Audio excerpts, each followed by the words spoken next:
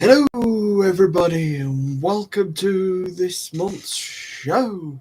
I hope you've all had a wonderful month, and I hope you're all doing absolutely fine. I'm NinjaChris, and welcome to my silly history. And I hope today you enjoy going on a lovely travel all the way to India. Some Indian food, and I might deliver us a little bit of Indian history as well, but the basis of this was to share off some Indian cuisine and test my ability to speak in Indian words, because I'll apologise now that I may not say things how they are meant to be said. Forgive me. Sam, who will be watching, I hope I can be forgiven because I don't want to butcher the language too much, but I am going to do my very best with everything. So, yes, we're going to discuss Indian cuisine and any parts of India that come up in between. Basically, we're going all India tonight. Oh yeah. So yeah, so India's very rich and diverse country. If you some of the stuff nowadays, if you're rich, you can get a lot of stuff. Well, back then, only the rich really got the quality stuff back then. But when we're back in like 9,000 BC, when everything was all low key, it was all back in the Neolithic era and stuff. Everybody was just trying to get by. There wasn't much in the way of humanity back then, really either. It was all the Indus Valley, which is part of the river that kind of separates India from what we now know as Pakistan, I believe. So we're in that rank. So all the way from 9,000 BC to 1500 BC, we were all just kind of Preolithic, Neolithic, and all that sort of stuff. We're trying to move on a bit. Every single time we went on a millennium, they introduced new stuff, but it was in the 1500s where they started really growing stuff and they started finding new stuff. You started finding new spices and all that stuff that they put in the modern day curries and everything. So it took a while for them to search for it, but they had to get there. And there's also other Indian culture that was made as well. We got pottery, painting, and stuff like that. Other artwork and everything like that. All to come somewhere. So Indian culture had to. So it all kind of comes together because food and everything. It all comes under the culture area. So yeah, they were all creative and they were experimenting at that time. So in the 1500s, that's when it turned into the Vedic period, which is kind of a religious change, because where they actually had some sort of religion, was where it was named an era, because beforehand it was just like just survive. This is before anything really good happens. India was probably just a load of marshland with a load of barley fields and corn and wheat and some of all that stuff. It's all about the Indus Valley back then. It was just trying to survive back then. So Indian cuisine back then was pretty basic. It was water and grains and wheat and things like that just to get by. So it wasn't as exciting back then as it has got over the years. So yeah, through the Vedic period, yes, we went through that, and then we started getting into like the Chalukya dynasty, which was the big change, which is where we had the big changes, which is like 5000 AD. We're into a more modern era now, because I believe the Chalukya and the Cholas, they kind of did a lot more trading around that time. So it was more, I'll trade with you, do trade with me. It's all, oh yes, we'll have a bit of that. And I believe the Romans also got involved a little bit as well, because, well, what can I say? We want to trade with them as well. It wasn't brilliant trading, because at the end of the day, this was back in the old world, so everything was just kind of, we'll just survive, because all the cultures was just literally basic weapons. It was like stuff that you carved out. It was a bit, obviously there was a bit of metal because we went through the Iron Age, and then things just carried on improving. So that's kind of what the Vedic period was. That was the Iron Age, where everything just started getting a little bit more metal, essentially, and then everything just kept improving. And now we're into the more modern age, and how we got to all the spices and stuff we did now.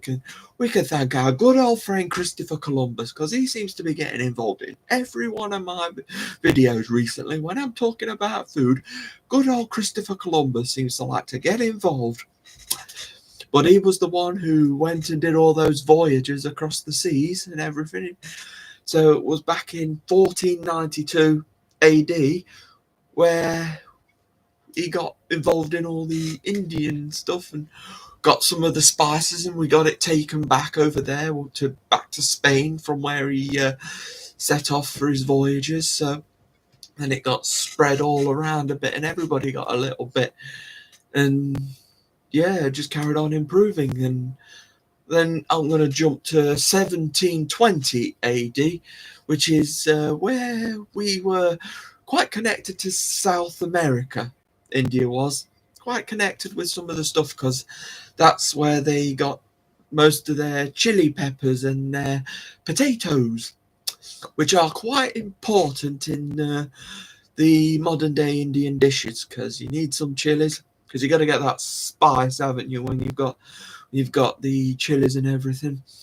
So yeah, it's all that modern stuff that comes in. And yeah, I just mentioned spices. So yeah, we've got the available herbs and spices, which is really what makes the Indian cuisine.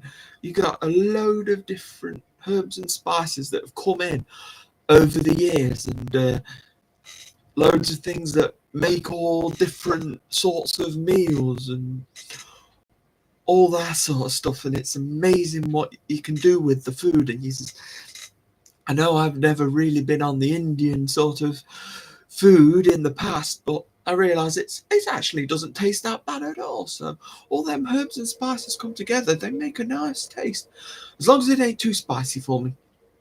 I can't handle it where it's literally burn your mouth out, and I can't even taste the food. But I'm happy as long as a mild spice, just that little tickle at the back of your throat, just saying hello, hello. Not bang the door down. It's like, I'm coming in. I'm going to hit you with all this spice, all in the mouth. It feels like you're on fire. Don't worry about that. Anyway, yes, there's a lot of herbs and spices out there. I struggle to tell the difference, but there is differences. But I've kind of grouped them all together here. So I'm afraid it's kind of a whatever the list that I go through here. If you think it's for your own interpretation, because I couldn't work it out, I just got confused, so I didn't want to get myself stressed out. So yeah, I just made the list. So yeah, we're gonna start with some of the spices and herbs, and we're gonna start with some peppercorn. Just peppers. I think that's just your regular pepper now, but it comes from peppercorn. It's obviously so big. From what it looked like, there was just big black blobs of pepper. You get a petri dish and you just grind it all up, and it becomes kind of like the powder that we get today. The stuff that we get up, we squeeze out, that fancy stuff that this waiters come round and they just twist the top, and it's like, do you want some pepper? And like, it's not as popular as putting salt on stuff, but hey, it depends on what your taste is. So yeah, that's pepper. We know pepper. Well, I've mentioned salt as well, but that kind of they kind of come hand in hand together. So you need a bit of those in your Indian dishes. Besides, your pepper can give it a little bit of spice as well, can't it? And your salt meant to just balance the flavors, just to combine the flavors together, I believe. The next one I've got along is turmeric. Turmeric, yes. Oh, by the way, those of us who are Kitten Academy fans, you might recognise some of these herbs and spices because some of these have actually been the names of kittens. So I'm sure you're already way ahead of me on that one. So the next one along is cardamom. Cardamom. Yeah, that'll do. You know what I'm on about. And then we've got cumin. Uh, chili. So yeah, we've kind of mentioned chilies, but there's loads of versions of chili out there because you've got the chili peppers, which are the ones that can give you the heat, but you've also got the bell peppers, the ones that you cut up, and they're not spicy at all, but they will add a little bit of flavour into your dishes. You just put some in, and they're nice, and some of them are nice and crunchy because you get red, yellow, green. I've seen ones, and there were some weird colours as well, like purple ones, like orangey. No, there was loads of other colours, but I've only known red, yellow, green. So yeah, there's loads of different colours, but I suppose it depends on your climate, really, doesn't it? It's just one of those things. Got a curry leaves because it's actually a tree, I believe. You can get leaves off a curry tree, which I thought was a little strange, but okay. So there is such thing as curry leaves. Okie doke. I think I've seen them use that sort of stuff for wrapping. Was that no? That's banana leaves, isn't it? That they do with the wrapping because they're big leaves. It's part of the fruit and vegetables things as well. So yeah, you can put banana in it. I think they've got some sort of fritters as well that you put bananas in, and it's kind of like they put bananas in a fritter. I know that sounds like something from the your local fish and chip shop, but I think they do something like that with the Indian cuisine when they fry stuff, because they like to fry a lot of stuff in batter. I've noticed as well. So I'd be surprised if they put some banana flavouring. May not be a full banana, but some sort of flavouring of banana anyway. Yes. So yes, the curry leaves banana. Yeah, well, they're covered. Yes, okay. Then we've got some capers, which is actually, I found out, was actually a caper berry. Now, those of you who are Kitten Academy fans will know that we have had a caper, and I know this was the wrong sort of clap. This was actually not the topic of the class. We weren't actually talking about herbs and vegetables with this one, but caper is a caper berry as well. Oh, it's walking straight into it with loganberry as well. I don't know if that's a fruit over in the Indian culture, but loganberries and capers, they're always together. And then the next one along is tamarind. I'm not sure I've heard that one too much. Some of these I've heard, some of these I haven't. But it's all exciting for me because I don't know some of this stuff. I've been learning this month as well, so it's great for me because I love the learning of all this stuff. Oh, and we've got fennel. I believe that's been a kitten at the academy. We have had a cinnamon. Not sure about that one, but we've got cinnamon in this one for the Indian cuisine. Parsley. Oh yes, some parsley. Ooh. Love some parsley sauce, don't it? Oh, that's some nice stuff. You can have that with anything really. Put that on your potatoes and stuff. Used to have that with a meal. Parsley sauce. Quite nice that was. We've got some coriander, which is also known as cilantro.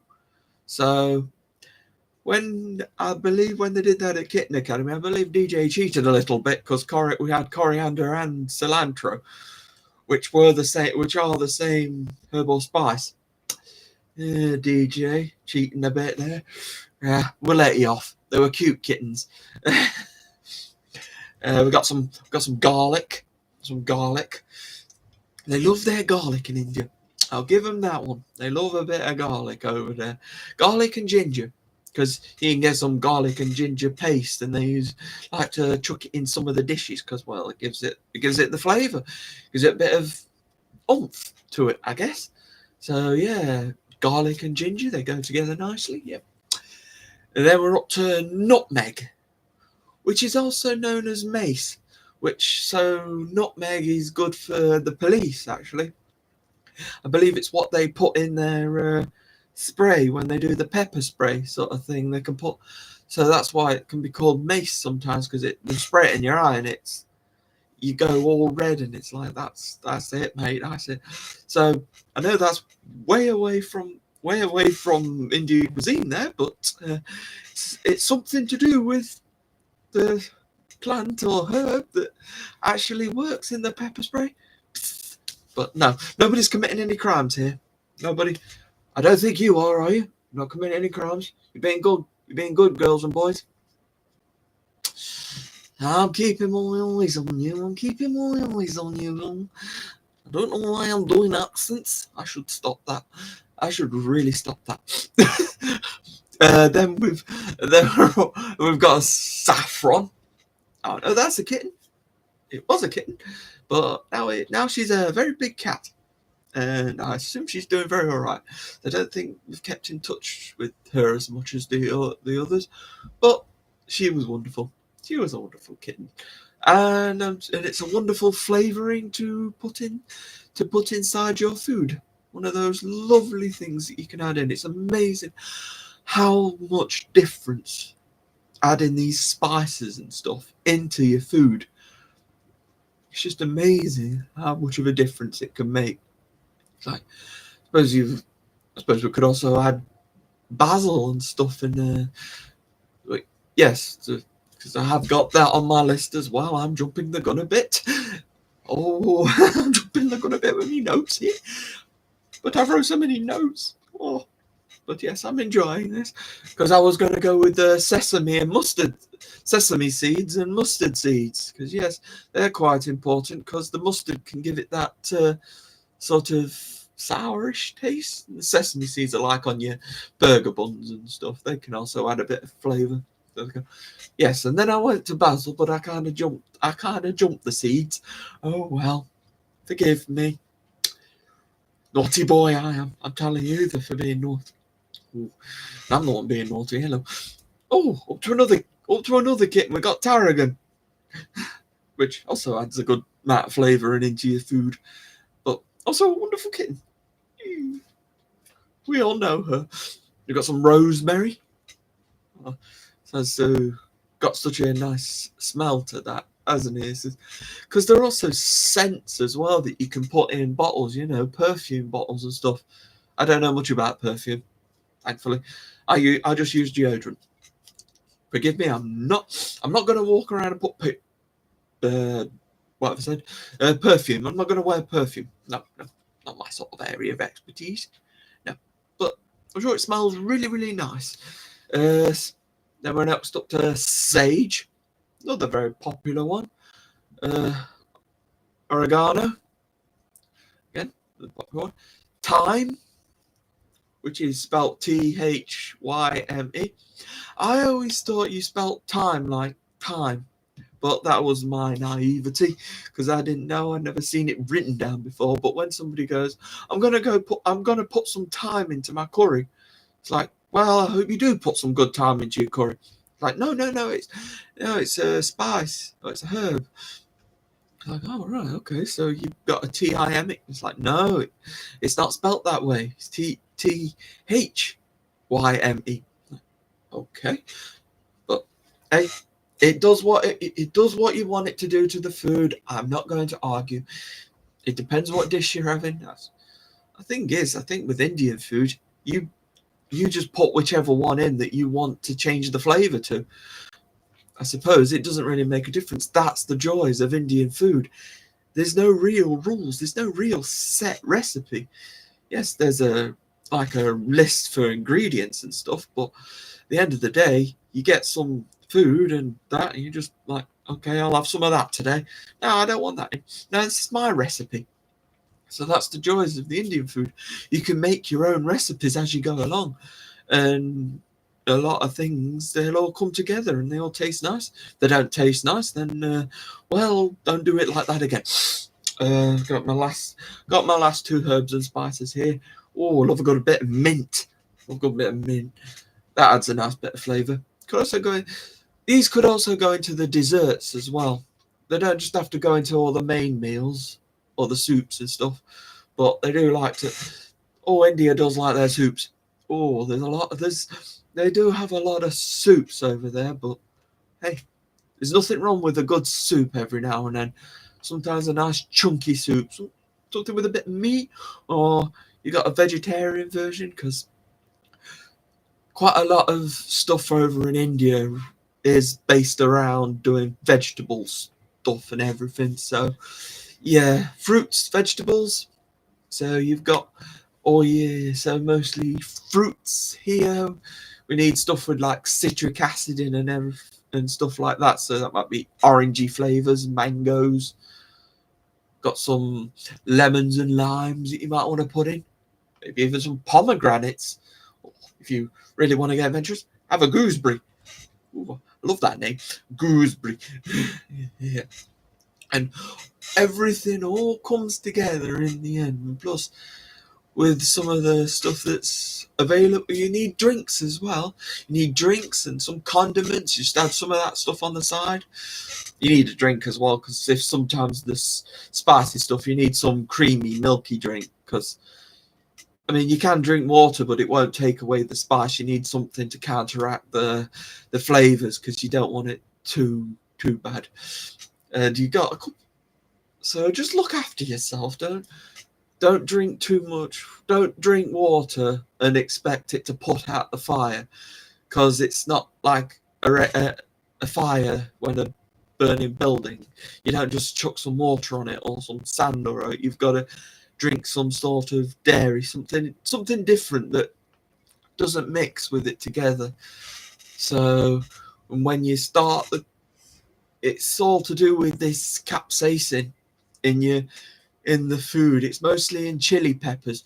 That's what gives you the burning sensation. It's that element, the capsaicin, that gets into you. And that's what gives you the flavor of inflammation. Sometimes you don't even feel the flames inside. Sometimes it just builds up, and you don't know. So don't assume that you can tolerate it, because deep down, your body could still be on fire. You may not feel it. You may feel like you've developed some sort of tolerance for it, but really your body inside's like, give me a break. Come on, stop eating that hot food. But you don't know until it's too late, because I'm sorry to say, but people have had medical issues because they've tried to eat too much spicy food, and they've thought that they've developed some sort of immunity to it, but nobody really does. Your body doesn't. You might, in your mind, you may think, oh, I can tolerate this spice now, but no, your body can't. You can. Your body can't. Your body's screaming at you. So be careful. Look after yourself, hey? So yeah, when it comes to cooking your food, you can do a little bit of tempering, which is basically your pre-cooking stuff. So when you got your herbs and spices and stuff, you chuck them in and basically sizzle them up. And you usually sizzle your spices up in some sort of oil or a ghee. Ghee is a kind of liquidy butter sort of thing. So it adds the flavor, so you can open up the flavors of the herbs and spices. So it's kind of a pre thing. You get all the herbs and spices at the bottom of the pan, ready for you to chuck in your main, like your meats or your other sauces, other spices that you plan on adding into there. So, well, that's your decision what you're going to do after that, isn't it? So yeah, so I think I mentioned some of the staples as well of India. So yeah, they deal a lot with the potatoes and tomatoes, and yeah, I mentioned chilies as well. So yeah, do a lot of stuff with all the kind of fruits and vegetables around.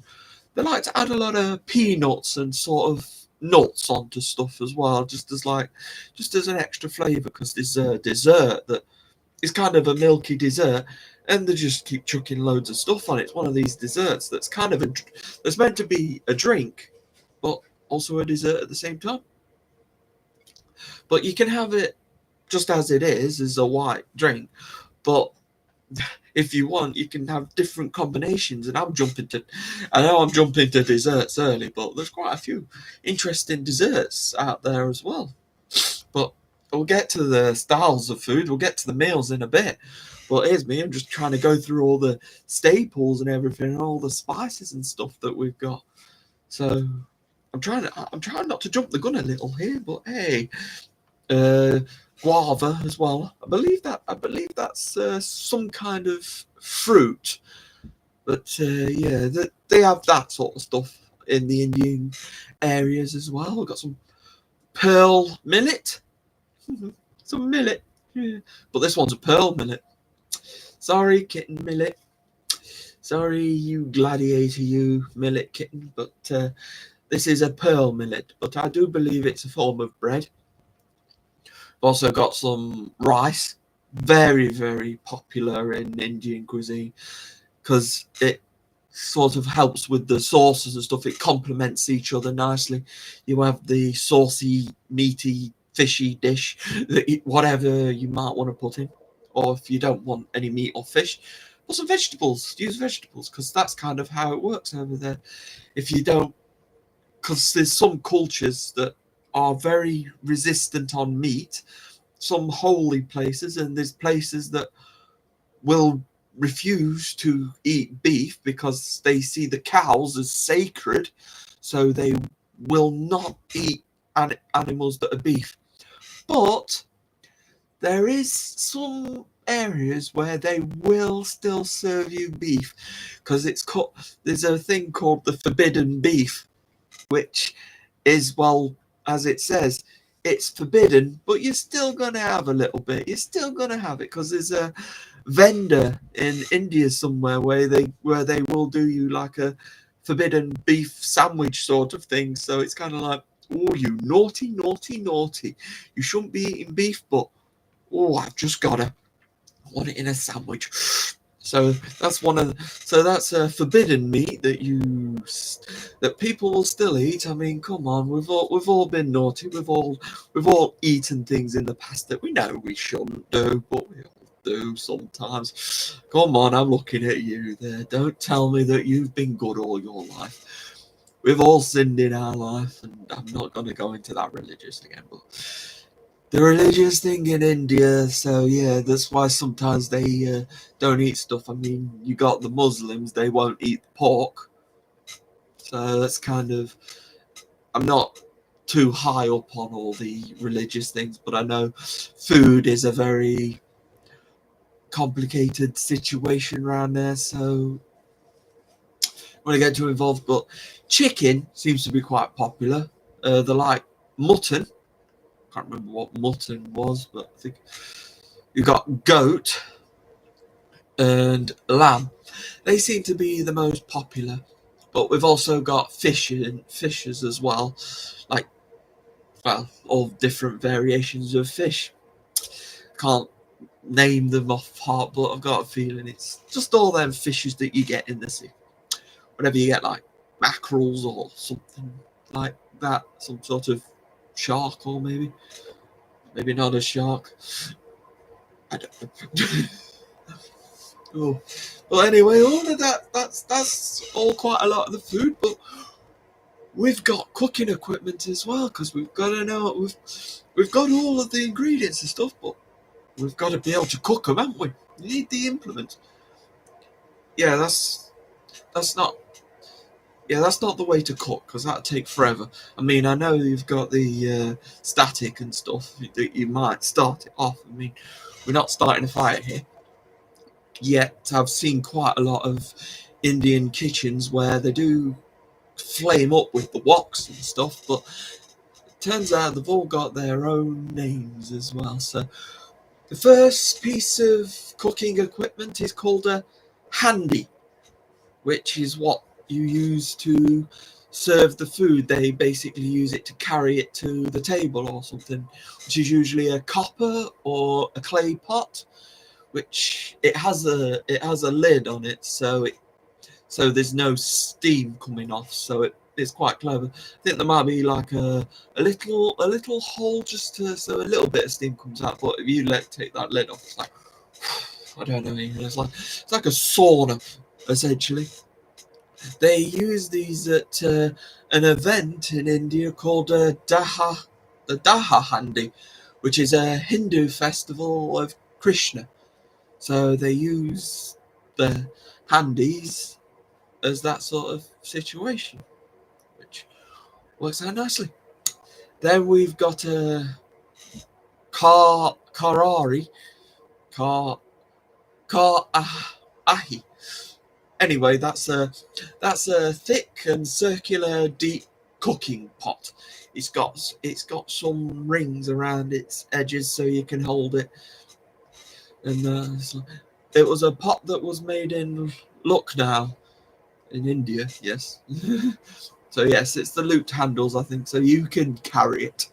The next one along is a tava, which is a flat surfaced with what's curved, which is used mainly for rolling out flatbread and having them cut, because it's one of those like you slide into a little oven or something like that. So you roll out your flatbread. Or it can make pancakes as well if you want breakfast. So yeah, that's how it works, isn't it? So yeah, you want your flatbreads, because I know, India, you love your bread as well.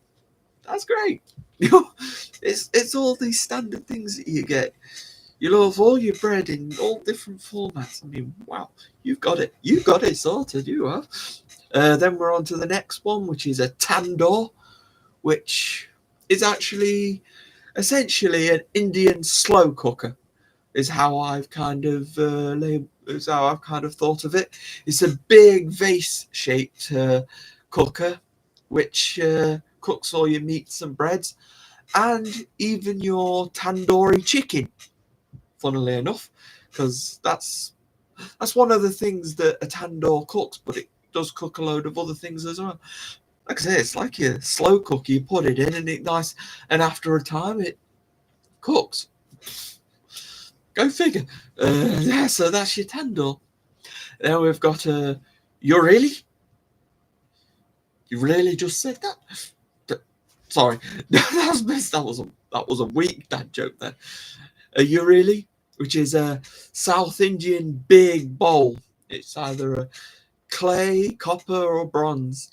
It's just another version of cooking pot, which they use for cooking, but they can also use it for Indian medicine as well, because the herbs and spices aren't just used for cooking food.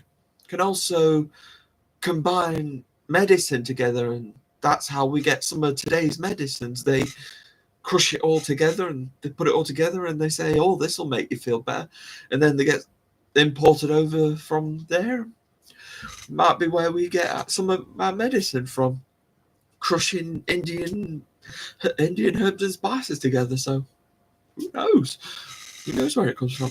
Then we've got a tamis, which has circular sides, and it's very deep in the tray, which can be metal or wood, and it acts as kind of like a strainer. So it's kind of like you push it through, and kind of like fruit or something. It all the stuff. So if you say you want tomato juice or a fruit juice, you squeeze it and all the juice comes down. So essentially how it works. And then you can also cook using it as well. So you strain it out, and then you also cook using it as well. I guess it's a kind of multi-purpose thing.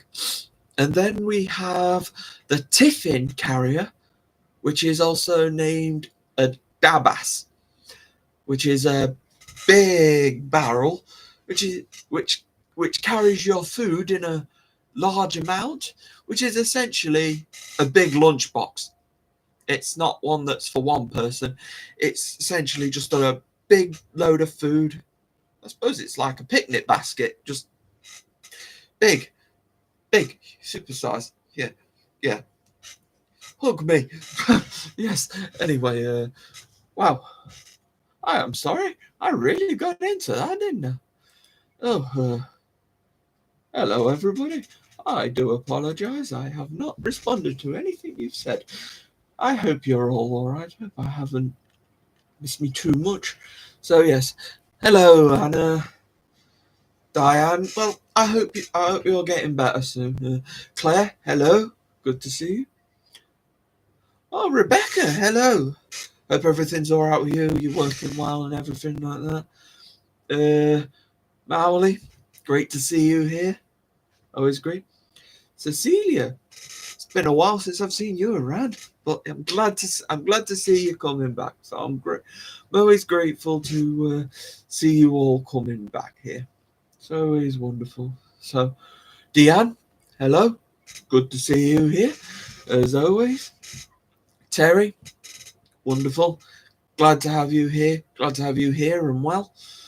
It's always nice to see everybody, to catch up after a month of not being able to talk to you guys. It's always nice to be able to chat with you again. So yeah, everybody, thank you for just showing up and enjoying all my Indian talk. I hope you've all you're all enjoying yourself so far. Because I'm just a lot of research I've done, and I didn't realise how much I'd done.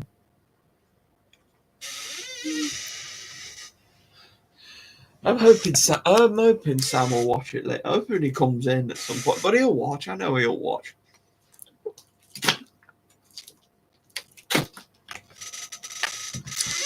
The thing is, they haven't even got to going through the actual meals yet. That was just me going through the ingredients. I never actually got on to talking about the actual meals that we eat. So yeah. Oh, it's not been that long, but yeah, it's all right. It just keeps Cadbury. Like Cadbury. I haven't got any. I haven't got any with me. I'm sorry. I haven't had any Cadburys with me for quite a long time. That used to just be a little gimmick for when I used to do my shows, but now I've got set topics. It's kind of like I don't need. Maybe one day. Shame I've already done chocolate as a topic. Maybe I should have got some for that. But I do think during my chocolate one, I did actually have some chocolate with me. So yeah, probably got some Cadbury's downstairs, but I'm not sure Cadbury's falls under the Indian area. Though we did get the coca plants. Some of it come from over there. Again, Columbus was involved in getting the coca plant. So yeah, it's probably from India. We got the coca plant in India. Wow, Columbus, you've done everything, I believe. You've been quite busy, haven't you? I don't know why I'm doing that. It's like he's watching. He's watching here. He's waiting for his chance to come back and find something else. But that guy went around the whole world and found us all these places. And to be honest, I'm so glad he has. Because it's given us things to talk about. It's given us great food to eat. And yeah, I know I wasn't on board with the Indian food, but now I quite enjoy it. It's quite nice, really nice. Because it's nice how them spices bring themselves together. It's just seeing them all come together. It's like chuck some of that on, put a bit of liquid in it, put some fruit on there, squeeze a bit of lemon juice. It's like a science experiment when I've watched videos of them doing it. It's like, okay, how much more have you? It's like, how much more have you got to keep chucking in? There's lots of stuff that I was like, what? How much more have you got? It's like, but it tastes really nice after you've done that. But I suppose that's how it works. There's variations of it as well. So it's not all just, as I said earlier, it's not all on a set. That's what you've got to do. Now it's this is the base. This is the basics. But if you want to add something of your own in there, feel free. Go and do it. Come on, you can add some other stuff. Add some stuff that you've got. Now, have some fun with it. Now, I'm going to go and try and go through some popular Indian dishes and maybe a couple who haven't been so familiar. I think I've kind of picked the ones that I think I can say, but some of them I've been trying to practice how to say them. It's just I'm not going to be perfect at it, but I think these first few might be fairly simple, just to get me started with it. Because we mentioned tandoori chicken earlier, cooked on a tandoor oven, kind of developed along with chicken tikka, because they're both meals which have big lumps of chicken with spices on it.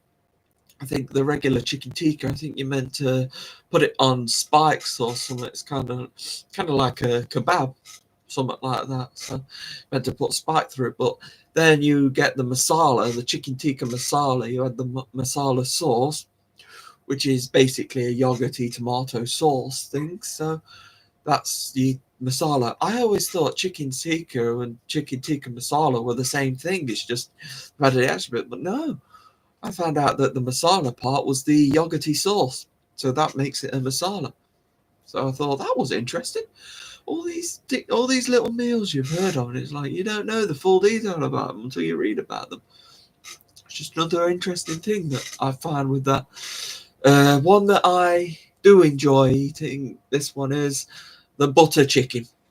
It's a really nice and pleasant one, and it's not too spicy for me. I suppose that's under your control. I suppose you can make it spicy, but mostly it's just a tomato sauce with it's a tomato and butter sauce, but you can change things up a little bit if you want. Add more spice, add less spice, have no spice, but that wouldn't be a curry then. But it is what it is. It is what it is. It's how you want to do it.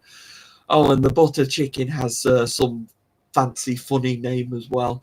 Not it's some Indian name. It's like Makhani, something how you say it. I think I more wanted to do that one just because of the fun, just to see if I could say it.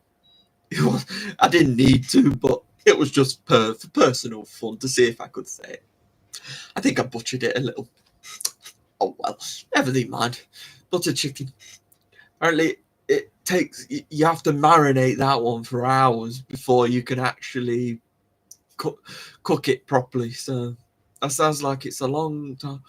But nowadays, I think you can just get tins and that, and you just chuck it all together. It's all sorted. You just chuck it in it's just chicken and rice. Because I know my auntie does that sort of thing, do the chicken and rice, and it's just like quite instant. So we can kind of cheat over here a little bit, but because of all that stuff Columbus did, we can adapt our own versions of the curries, because our versions of tandoori and tikkas and butter chicken, they're completely different to if you had it over in India. We tend to make our stuff a little bit more milder, I guess. But yeah, that's the butter chicken.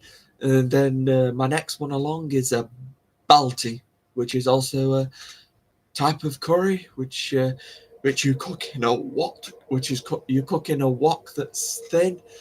It's a balti is quite a big one in Britain, so it's quite big on its flavors, and from what I've heard, it's one of the spicy ones, but I think you can kind of choose how spicy you want it. But yeah, that's all for interpretation. Oh, hello, MLG. It's good to see you here. It's always good. It's always good to have more people coming in. I'm just glad to have everybody here. oh. Oh yeah, butter chicken's lovely. Yeah, with Balti as well. Yes, I think it's spicy, but again, I think it's open to interpretation. And And India has burgers. Yes, they have a vada pav, which is an Indian burger. The word vada means a stuffed potato fritter, and the pav is bread, which the bread has to be nice and squishy. So the potato fritter goes inside the bread, and you put a load of spices on it, and then you've got an Indian burger. So it's meatless, but it's got the flavors like you're actually eating a burger. And they've got restaurants and stuff now which actually hand out the Veda Pal, proper professional made restaurants, like if it was walking into a McDonald's, but it's essentially India's version of it. So it's like, wow, so it really is a big one. So if you want a Veda Pal, wow, it's a potato burger with loads of spices on it. I guess it's as much spice as you want, because it's all about the sauces and the spices when it comes to Indian cuisine and how you do things. But yeah, again, you just got a load of spices, chuck them in. If obviously don't overdo it and make sure you like it. So yeah, next one along is biryani, which is a rice dish which is served with meat or vegetables. Usually see a chicken one that's usually nicely spiced, but I think it can be quite hot. But one thing I found weird about that one is they put a boiled egg on it. I thought, that's a bit strange, but hey, if it works, hey. Who am I to argue with a biryani? Oh, I'm terrible. Biryani. Ah, man. You know what I'm trying to say. You've all probably had one.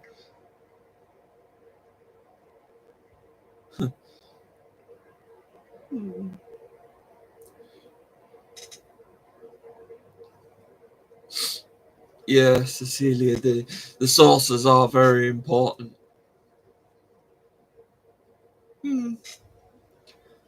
Moves most of the meat for seasoning. Okay, it's how you want to deal with it. So yeah, I'm glad you're all able to enjoy your curries in your own way. It's just a good thing where you can just mix things around and everything. It's just that idea. Well, and this one's an old classic, the old famous Vindaloo. Vindaloo, Vindaloo, Vindaloo, Vindaloo, na na, na na na, na na na na na na. Okay, I'm sorry about that. I just went off there. I went off on a tangent. Anyway, Vindaloo, I mean the curry from the Goa cuisine area, which is a curry dish from there, which is one of those that is known for being super spicy, and usually they do it with pork, but over the years you've been able to use all the stuff. You've been able to do your own variations of it, been able to use chicken and lamb or something like that, whichever one you want to put in, really. But there's actually a dish that's hotter in the UK that we have, and it's called a fal, which is one of the hottest curries. So it's even hotter than a vindaloo. So wow, that must mean it's really hot. If a fal, I mean, wow. We're down to a New Delhi chicken curry.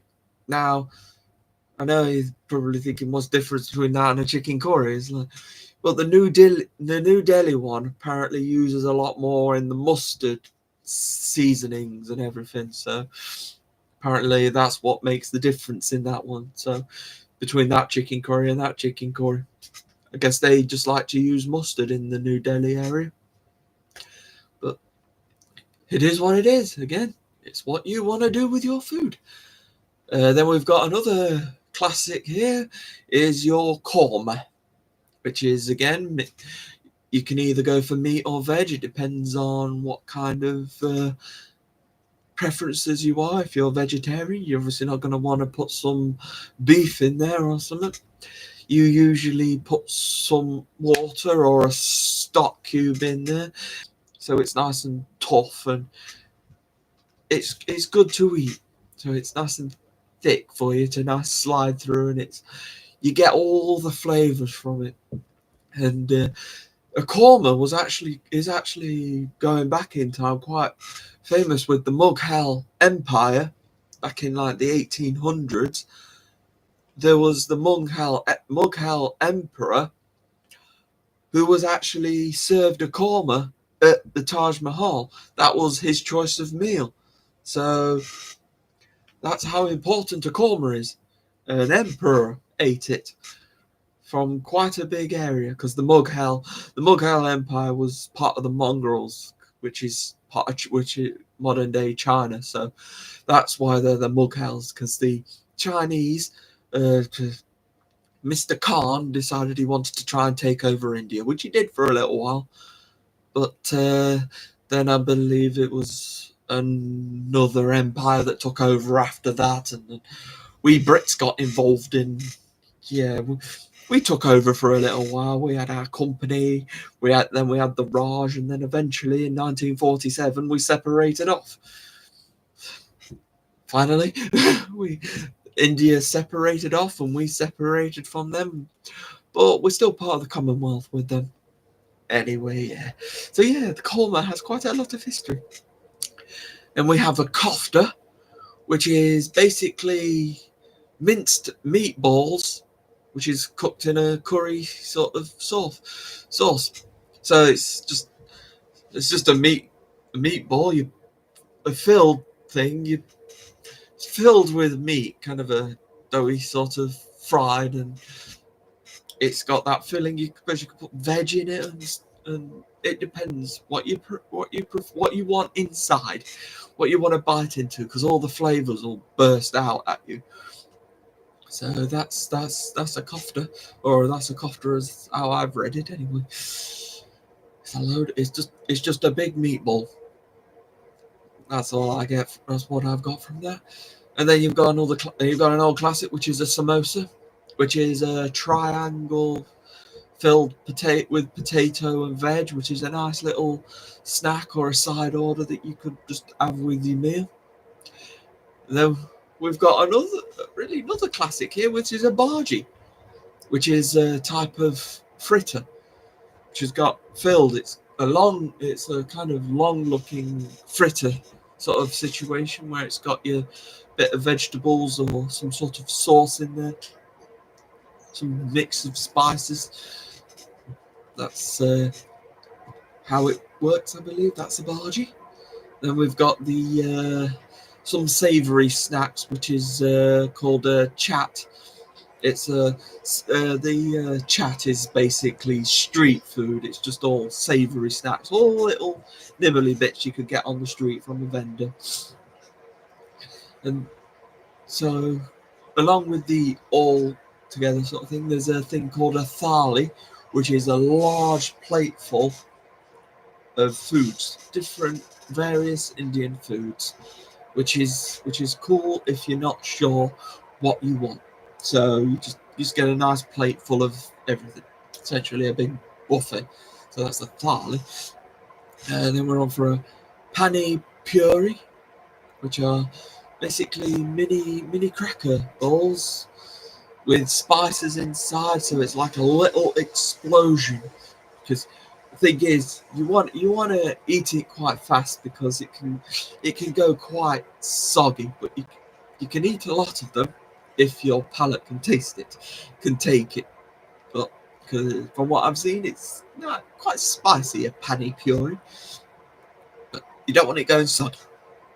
It's got a lot of sauce and stuff in it, so yeah, after a while, it will go a bit soggy, and you want to eat it. You want to eat it straight away. Just get it, shove it. Depends on how much you want as well.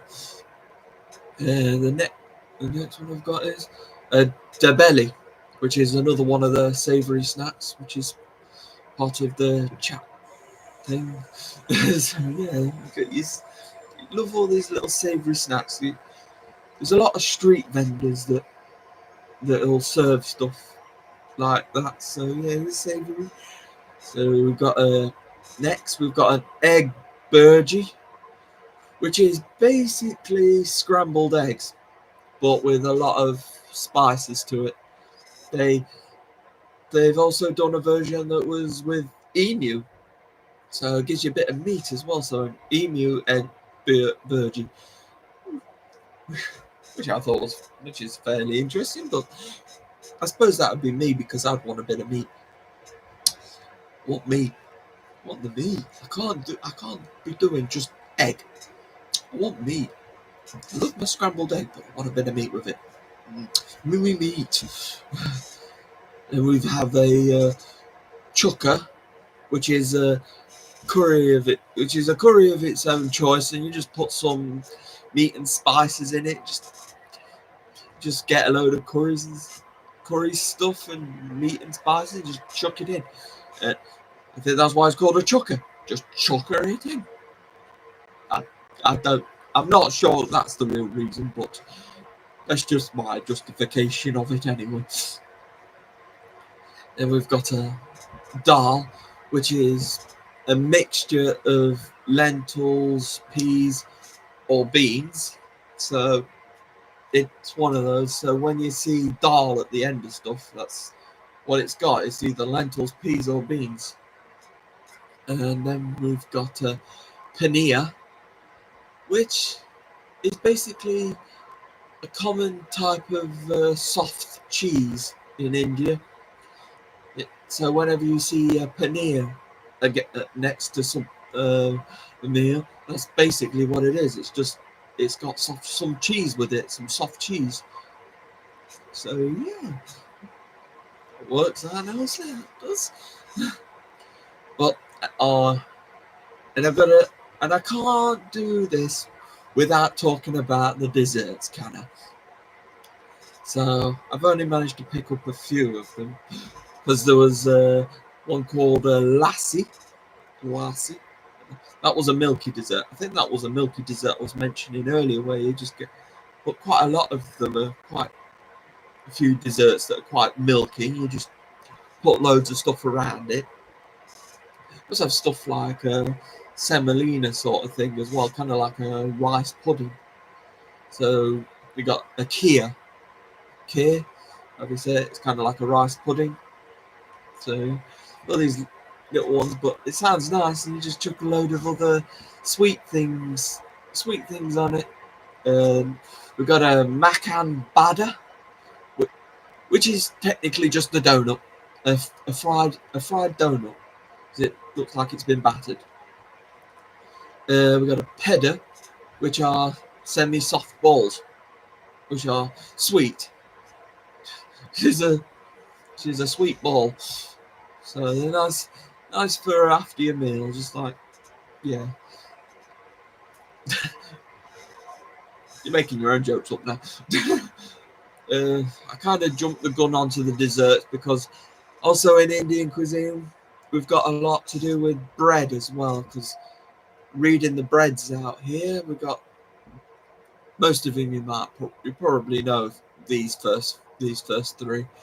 Because we've got the roti, which is also known as the chapati, so which is what people will know them as. And we've got the naan bread. I love seeing naan breads when they first do them because I love seeing them all puffed up and then they get puffed down. I like the naan bread with the kebabs. Really nice.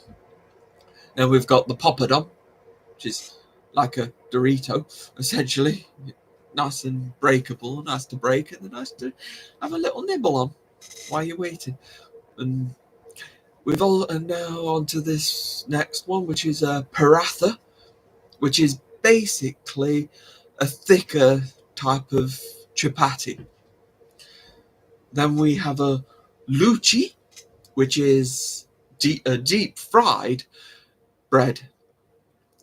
And then we have a puran poli, which I wasn't sure whether to put it in the dessert section or just keep it in the bread section. I decided to label it as still a bread, but it's a sweet version of a flatbread. So as they use sweet sugars and stuff, and then sweet spices. So yeah. And then the final bread that I've got is a bati, which is a really hard bread. Which I'm guessing it's hard, like it feels like a stone. But yeah, wow, I've really rambled my way through tonight anyway. But I've really loved it. I really enjoyed it. I've really gotten on for a ramble. So I hope everybody else has enjoyed themselves. I've really gone for it tonight. But it makes me want an Indian now. But I'm not really that hungry at the moment. But hey, I've really gone in.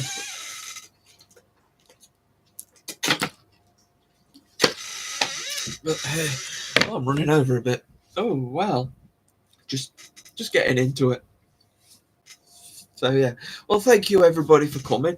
Next month, hope you're all watching the Olympics this month, because I'm going to be talking about the Olympics next month. I'm going to be describing the history of the Olympics next month. So that's something for you to look forward to. Those of you who are watching the Olympics now, got the Olympics on, they've watched the opening ceremony and everything, and all already, just continue watching it.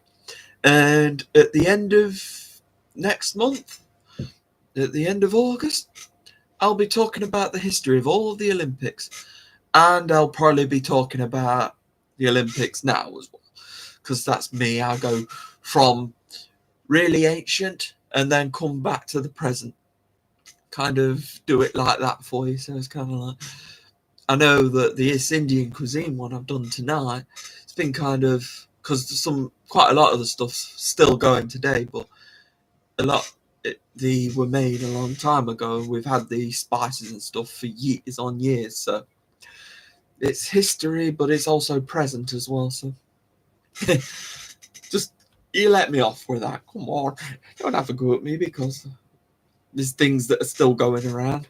Oh. Cecilia, you want some bread or something? You want to get yourself a sandwich?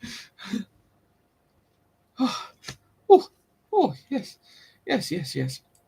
Thank you. Yes, thank you, everybody. And yes, I will see you next month. But I will talk to most of you during the rest of the month as well. But we'll see what's going on. But next month we're doing the Olympics.